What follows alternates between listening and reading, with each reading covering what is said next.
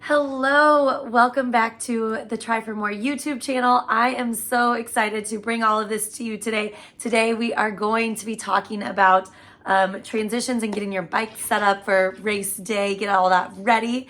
And you know, if there's some crazy things that are going on behind me, as always, I am very sorry. As you can see, Benjamin right here is all posted up, keeping an eye out on whatever might be happening outside, as well as always looking for that next meal as well. So he's just anticipating any of us taking a move to go do that.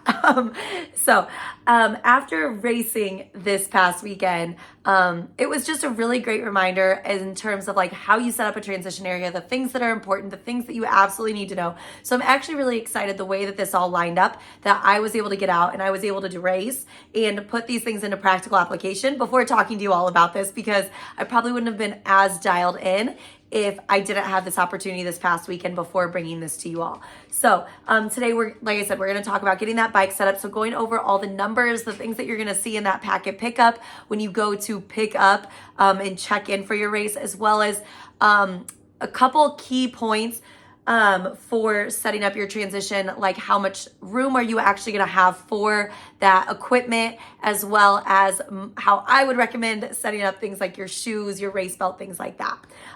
So I will probably be using my hands quite a bit as we go through this, because I don't have like a whole transition like rack and all that stuff set up here in my living room clearly. All right, so kick things off. When you get to packet pickup, you're going to go check in. And you're probably going to be handed an envelope that is going to look something of this nature. And in this envelope, there might be some like flyers, some handouts from some places that drop things off. Those things are great. It's great to see the things that are in your area, maybe businesses you've never heard of. Phenomenal. But the things that are really important is going to be your sticker for your bike, your sticker for your bike helmet, your bib for your run, as well as your timing chip that is for the entire event. And sometimes there is going to be a little handout sheet in there that's going to break everything down and explain it to you. But if you show up and you get a packet and a race doesn't provide this, that is exactly what we're going to go over today, so you are not completely lost on where things go. All right, so when we are looking at we're going to start with the timing chip, because that is going to need to go on. You cannot race, really you can't race without any of these things, but without this timing chip, it's going to look something of this nature. I know that's a little hard to see, but something of this nature. That timing chip, you have to have that in order to start the race, in order to get any of your times going into the water, coming out of the water, into your transition, out of your transition, onto your bike, off your bike, transition again, onto your run, and then finally your finish line. And that chip, if you recall back to us talking about the bike video, I would recommend putting that chip on your left ankle, because that is going to be the opposite side of where your gears go typically. Now, I'm pretty sure that's how like pretty much all bikes are set up, but always double check, look at your bike, make sure that your gears probably wasn't the right word. Your cassettes, there we go. Your cassettes, which are what your chain is on, that those are usually on the right side of your bike. And whatever side that those are on, you want that chip to go on the opposite side. And this is just in case to prevent any type of your ankle accidentally getting caught on your chains. Just be very, very safe about that. No need to cause issues on the bike. You're already just trying to get through your first triathlon. So put that on your left ankle. And then I always recommend putting a safety pin or two in there to make sure that it is going to hold. Because if you lose it on the swim, that's a very common place that if you're going to lose a chip, you're going to lose it, is on the swim. If you lose it on the swim, then you don't get your times for the rest of the event. You can still carry on with your event. You just aren't going to have your times for the rest of the event, and that's a big bummer. So put that on your left ankle, put some safety pins in it, and have some peace of mind as you're going throughout your day.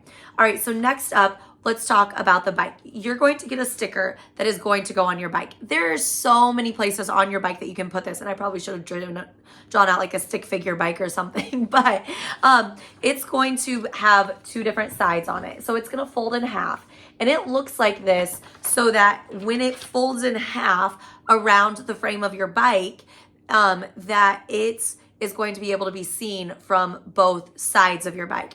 And a lot of people will usually put this right under their bike seat. You've got that seat post. If there's enough room, people will wrap this around their seat post and it'll sit there. Or sometimes the bike frame in between your seat and your handlebars, that long piece right there, you can take it and wrap it around and the sticker just sticks to itself and you can see it from both sides.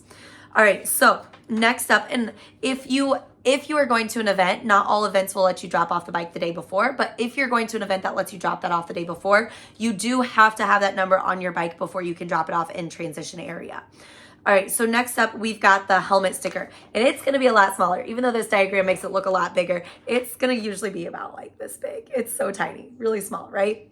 And that is just going to go smack dab on the front of your helmets, wherever you can find a nice little spot to sit that, but it goes on right on the front of your helmet. And recall, you do have to have a helmet to be able to race. That is safety. Don't be a dummy. All right. And then for your race bib, that is like the standard bib that you're going to see for running events that you would get for any running event that you're going to go and do. And that's just going to be a race bib. I actually do still have my race bib from this past weekend. So last week when I was talking to you all about the run, I didn't have my bib number yet. So this is how that is set up. It is just, I'm going to take it and I'm going to put it right onto my race belt. So I was explaining to you all last weekend that these little tab things come right off. They're just little, they just squeeze down and then they are going to simply just squeeze and go right back over that. And it's just going to hold it there for you. No safety pins needed. Fit the race belt to the size that you need that's going to be comfortable to run in. And you're all set to go there. Some of these, just in case you're wondering, because I have this here, some of these are going to have these little things, these little loops here. Some of them won't. If they have these loops, this is an option for you to be able to store some nutrition options in there, but not necessary by any means. And depending on what you may or may not need, you may or may not need those. This past weekend, I didn't need to use those. So they're just here at this point in time for I guess, extra looks, right? All right, so that goes over the important parts of your race packet. So that's 4 things that you're gonna need. You're gonna need that timing chip. You're going to need your sticker for your bike, sticker for your helmet, and your race bib. Race bib, when you leave for your run, you can't take off on your run without that race bib. So you definitely wanna make sure that you have that. All right, so now moving on to the transition setup. When you arrive race morning and your bike gets set on the rack, and it's so hard to explain how a bike gets set on the rack, but the seat goes on the rack. And if you're wondering how exactly to set your bike, ask somebody. There are going to be so many people there that are going to be willing to help, from like race staff, volunteers, to other athletes. Like, just ask the question, hey, how do I set up my bike? And that usually people are I'm not going to say everybody, but usually pretty excited to help, because you know, it might be followed up by a question of, hey, is this your first? And then it just strikes up in a fun conversation. I'm not going to say everybody, but typically people are more than happy to help you out. So just ask if you're worried at all about that. And then, you know, if you're too worried to ask like another athlete, just absolutely fine, like someone in a volunteer shirt or somebody in an event staff shirt to give you a hand. So when you have your bike sitting on the seat is sitting on the bike rack. When you are looking at the front of your bike, you are going to set yourself up to the right of that bike. This is just usual protocol, typical protocol. Take a look around you though, see how other people have set things up. If the person that's on your right has set up to the left, you might not be able to set up directly on your right, but this setting up to the right is just so down the line, everything is correct as you go, but you will have to take a look at the bikes around you, but plan to go in, set up to your right. If it doesn't work out race morning, that's okay.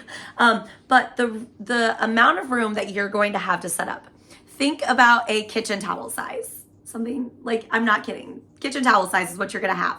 And this is, I'll always bring like a bright colored one so that I know what I'm looking for as I run through. I've got a couple different colored ones that I like to bring. So on this kitchen towel, hand towel, is where your shoes, your helmet, your nutrition, anything that you're gonna have is going to go. So you'll open this up. You can lay it down on the pavement. You don't have to bring a towel, but I just recommend it because it helps you know that all your stuff is there. You're gonna lay it down, and is how I would personally recommend it. I should have probably done a better job of like getting this all set up for you guys. But we've got this out here. You know, say I am to the right of my bike. I'm looking at it just like this. In the front here is where I'm going to put my bike shoes and any bike nutrition I'm going to take with, and my helmet. I'm actually probably going to set my helmet like off to the side just a little bit because I want to put my shoes on before my helmet, because I want to be able to see, since I've got a helmet that like has sun like shades on it. I want to be able to see while I'm putting my shoes on. So shoes, bike nutrition, and helmet are going to go here. Right behind where right behind the bike shoes, so we're now at the back part of the towel, we're going to have our running shoes, race bib, and run nutrition if you need any extra nutrition to take with you. And that's really as simple as it comes. You just have to make sure that you take your bike or your run race belt out with you. So try to put it in a place that you aren't going to forget it. I always put it like right under my nutrition and my run shoes so that I can't forget it. So as I'm running out of transition, I'll have my race belt that I'm working on putting on with like my sunglasses and my headband. I'm working on putting all those things on as I take off, but you don't need to overcomplicate it like that necessarily. Just know that you have to have your race belt with you when you leave. So put it in a location that you're not going to forget it on your run, because it is not fun if you're leaving transition and then all of a sudden the volunteer that's at the exit of transition is like, you got to go back and get your race belt. That's like, oh man, dang it, I do. It happens. Not a big deal if it does. Just go back and get it. But it is a bummer when it does happen.